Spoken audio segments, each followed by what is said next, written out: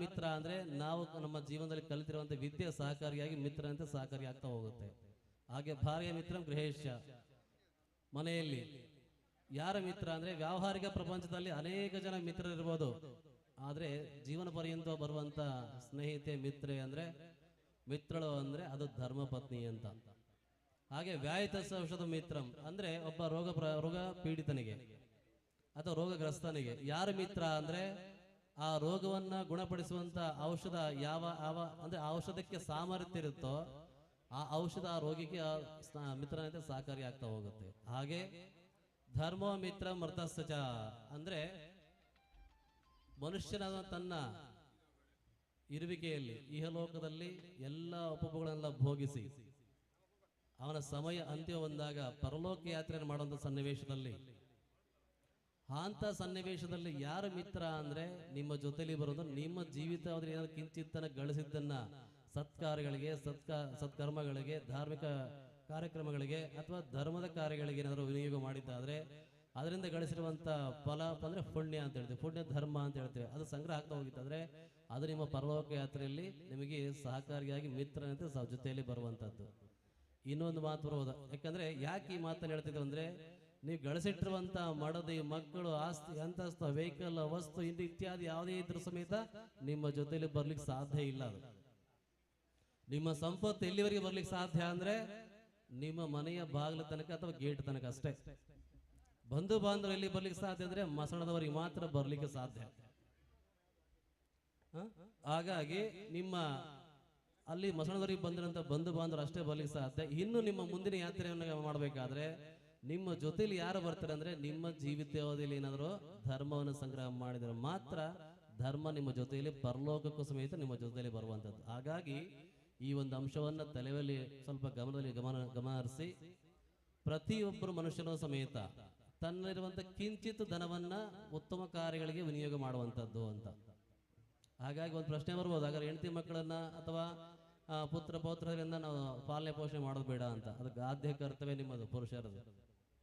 ಯಾಕಂದ್ರೆ ಗೃಹಸ್ಥಾಶ್ರಮ ಅಂದ್ರೆ ಮಡದಿ ಮಕ್ಕಳು ಅಥವಾ ಮಡದಿ ಮನೆಯ ಘನತೆನ ಮತ್ತೆ ಗೌರವವನ್ನ ಹೆಚ್ಚಿಸಿದ್ರೆ ಅದನ್ನು ಕಾಪಾಡ್ಕೊಂಡ್ ಬಂದ್ರೆ ಮಕ್ಕಳನ್ನ ಪಾಲನೆ ಪೋಷಣೆ ಮಾಡೋದಾದ್ರೆ ಇಡೀ ಕುಟುಂಬವನ್ನ ಮನೆಯ ಘನತೆ ಗೌರವವನ್ನ ಸಂಪೂರ್ಣ ಸಮಾಜ ಎತ್ತಿಡುವಂತ ಒಂದು ಕರ್ತವ್ಯ ಯಾರಿಗೆ ಅಂದ್ರೆ ಪುರುಷನಿಗೆ ಅಂತ ಹೇಳ್ತೇವೆ. ಅದರ ಜೊತೆಯಲ್ಲಿ ಧಾರ್ಮಿಕ ಪಾಲನೆ ಅಂದ್ರೆ ಧರ್ಮದ ವಿಷಯದಲ್ಲೂ ಸಮೇತ ಅವನು ಜಾಗೃತನಾಗಿ ಕಾಲಕ್ಕೆ ತಕ್ಕಂತ ರೀತಿಯಲ್ಲಿ ದೇವತಾರಾಧನೆಗಳನ್ನಾಗಿರ್ಬೋದು ಉತ್ತಮವಾದ ಕಾರ್ಯಗಳನ್ನಾಗಿರ್ಬೋದು ಮಾಡುವಂತ ಕಲಿಬೇಕಾಗಿದೆ.